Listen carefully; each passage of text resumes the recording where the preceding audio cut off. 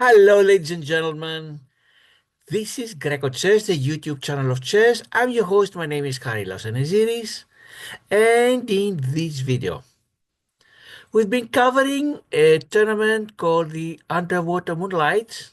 The reason being that the organizer of the tournament is one of our subscribers, Zanilor from Italy. The tournament started with 81 players and now it's down to the final round. 6 players vie for the championship. They'll play a total of 30 games and we are going to cover the games as they complete. Until now, one game had been completed, but just a couple of days, the last 2 days, we had 2 more games that were completed, and in this video, we are going to show one of them. And let's share the screen with you.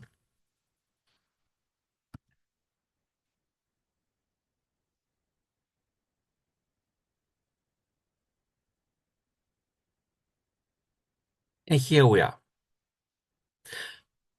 With the white pieces is aimammt from Indonesia. Aimammt has already had one win, has defeated maybe from Nigeria.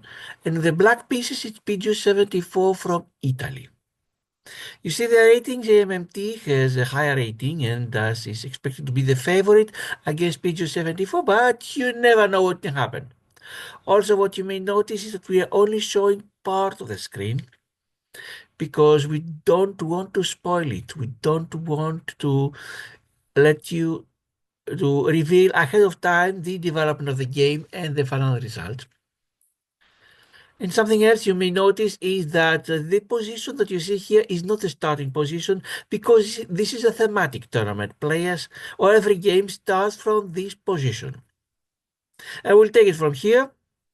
On the left, you can see here what does the computer think about the game, meaning an evaluation. If you see a number at the very bottom, it means that white is doing better. If you see a number here, it means that black is doing better at the top. And the starting position is a 0.00. And computer will indicate with various arrows what he thinks is the best move for the player whose turn has been completed. And we start after 6 moves. This is supposed to be the 7th move of aimammt. The players have already agreed into a particular opening, the one that leads to this position here after 6 moves. And aimammt continues, in fact, with bishop to g2. No surprise here. If you move your pawn to g3, it means that you are ready for the fianchetto, to send your bishop to g2. And pg74 sends a pawn to c6. Book moves, you see here. This means that until now we're following opening theory. Of course, c6 to have more pressure on the d5 square and also block this diagonal that leads from the bishop g2 to the rook on a8. The rook cannot move, so let's block it with pawns. Let's continue. Short castling for MMT and pawn to d5 for pg74. Let's block this diagonal as much as possible. 2 pawns, in addition to the knight on f3, stand between the bishop on g2 and the rook on a8. And let's continue. Queen to c2 for MMT, develops a queen. And we have almost completely developing. The only thing remaining is the rook on e1 and the knight on b1. Bishop to b7 for pg74, that wants to fight for the long diagonal. Even though the computer thinks you're good, that's what the checkmark means here. Even though the computer thinks the best would have been the castling, the short castling. You see the green arrow here. Until here we had book moves. This is the first move that is not a book move. Knight to e5 for MMT, that wants to place knight f3 to better square, but computer would prefer to develop the last knight that has not been developed. Now that pg74 castles, computer would rather have his knight go to d7. We finished 10 moves. What is the score? It's almost equal. 0.2, a very small advantage for MMT. You see the 0.2 here. 0.27 to be exact. Let's continue. Knight to c3, the best move. MMT develops the knight from b1. Now only the rook on a1 is undeveloped. Knight to d7 for pg74. Again, the a8 rook is the only one undeveloped. Take on d5 for MMT. Take back with pg74. The two bishops on g2 and b7 stare each other, the two light color bishops, but with the d5 pawn between them. Pawn to e4 for MMT that wants to open the diagonal, not the best move. In fact, this is an inaccuracy. That's what the question mark followed by exclamation point mean. It's inaccuracy for MMT.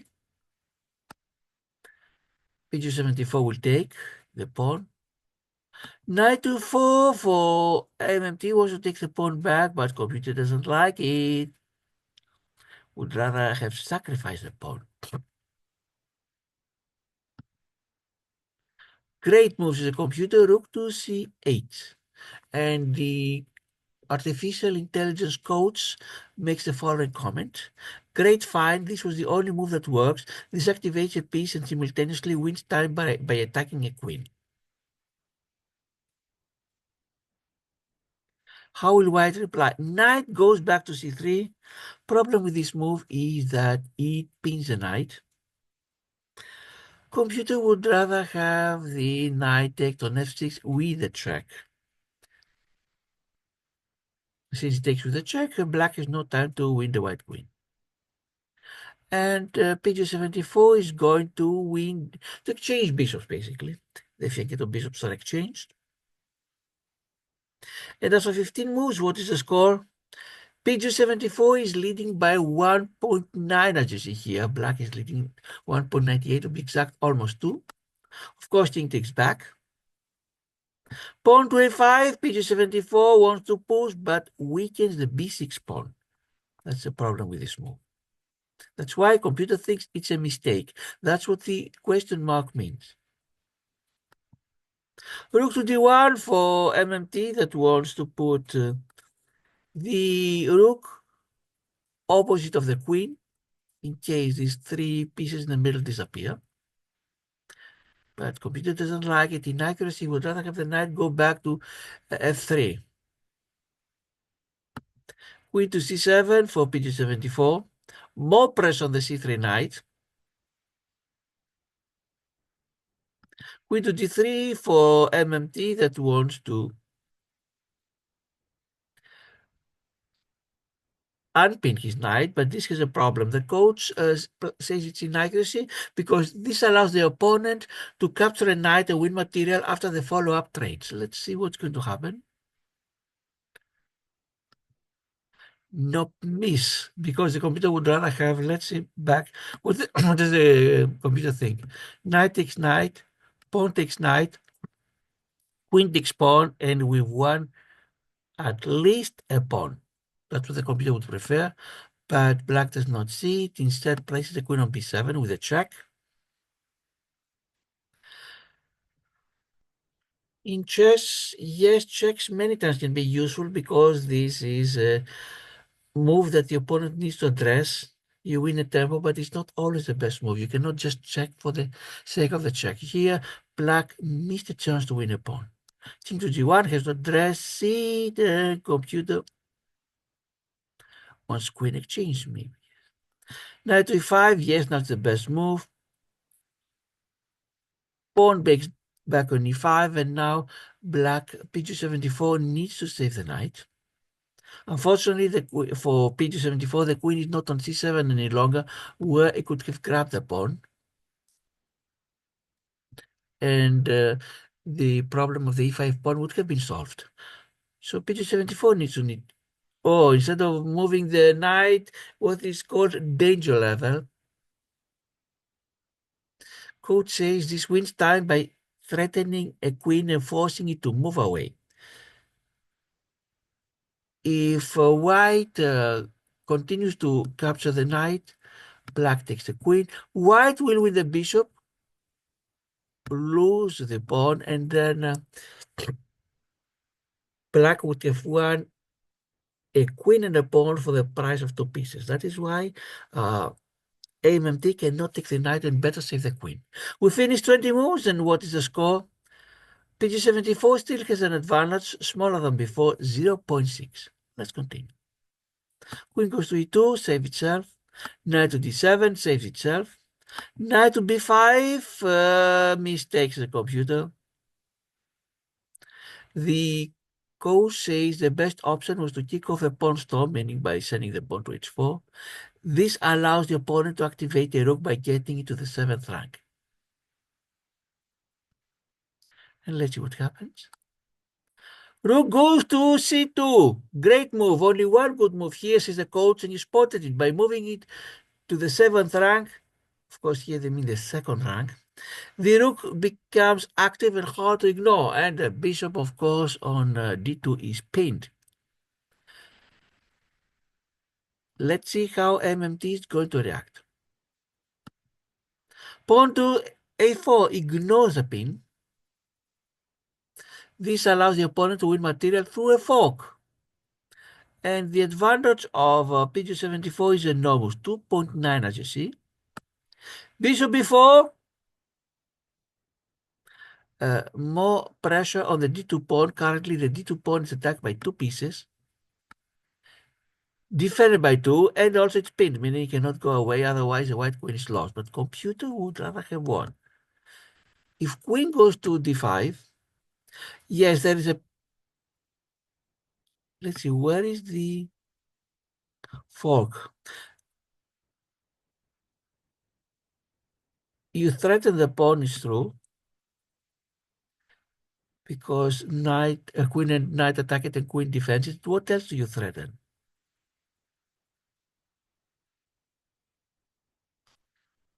I wonder the bishop. I'm not sure what do they say it is fork.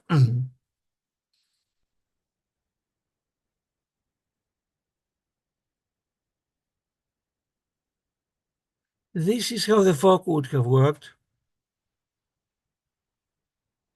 But let's go back. I know the one side, if queen goes here, it attacks the e5 pawn. I'm not exactly sure what it attacks on the other side. Ah, the pawn on b3. Yes, here we are.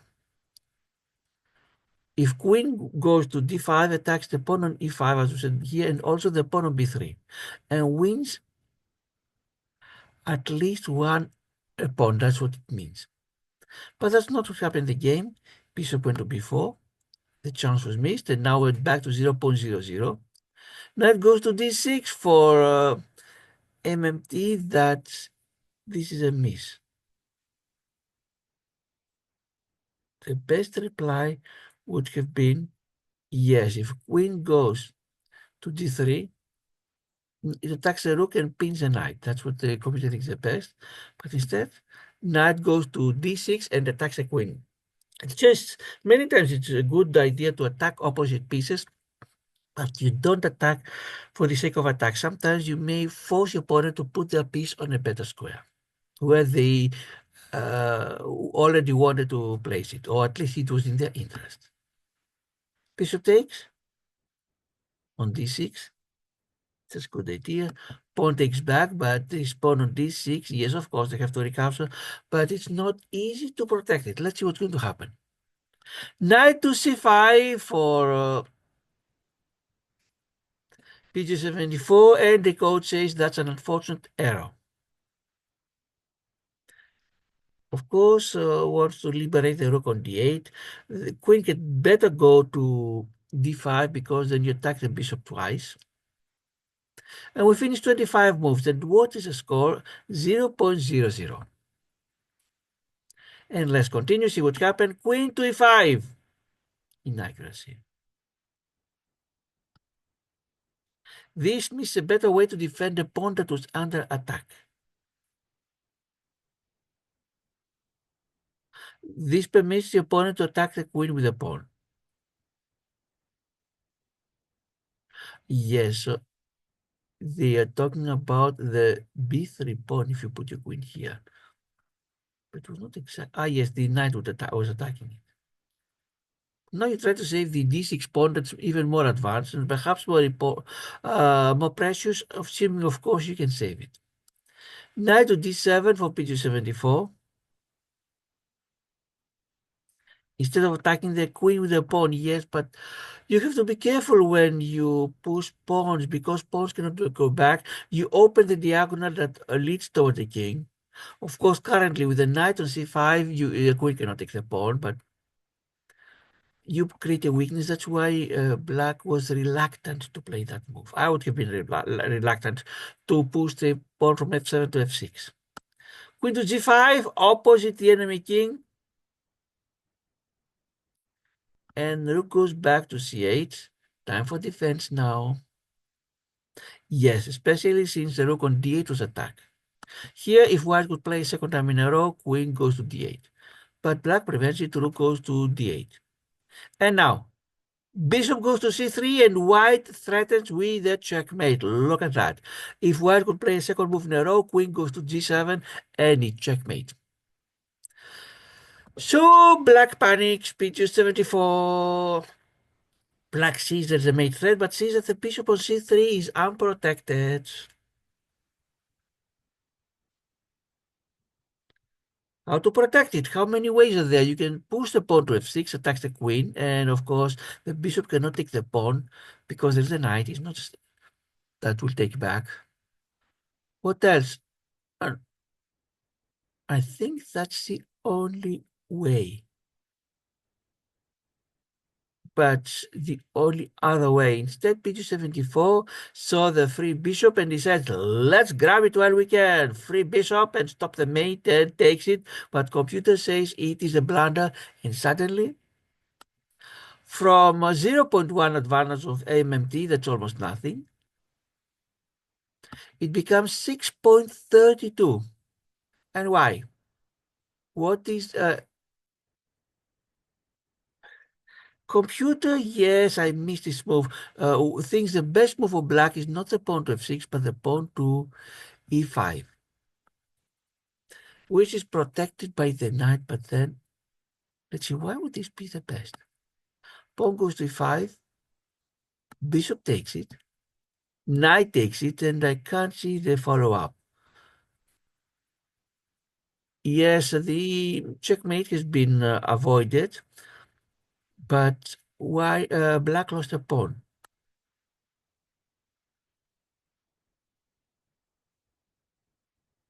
And now there's no checkmate, but white finds a wonderful move, perhaps obvious. Queen takes on d8 with a check. That was a free rook. Well, that's exactly a free for the price of a bishop. So white is ahead in material, has a very dangerous check, and at this time, you see the white flag in the red circle, pg74 resigned. What can black do? There's only one legal move, knight goes to f8. Then what can white do? Push the pawn to d7, ready for promotion. In fact, the only thing stopping it is the queen that is on d8. And the rook cannot go back to stop it because the pawn will take it. Also, the pawn is protected by the rook here. Maybe if white could have a second move, a queen could take the knight, king takes back, and pawn promotes. And so white is winning, has a huge advantage, 632, and black pg74 resigned, and aimammt has 2 wins in the final rounds out of the 10 games each player needs to play. aimammt started with 2 wins. We stop here the share, and I'm going to show to you now the other computer screen that has the total feedback on the game. And let's share the screen with you, meaning the percentages, how well they play, the various types of moves, and so on.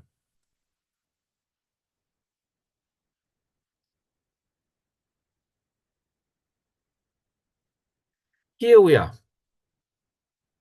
aimammt had a percentage of 75.0, pg74 68.8, and they played as if aimammt had rating of 1250, see much lower than the 1420, and pigio74 of 900, much lower than 1281. And let's see the various categories.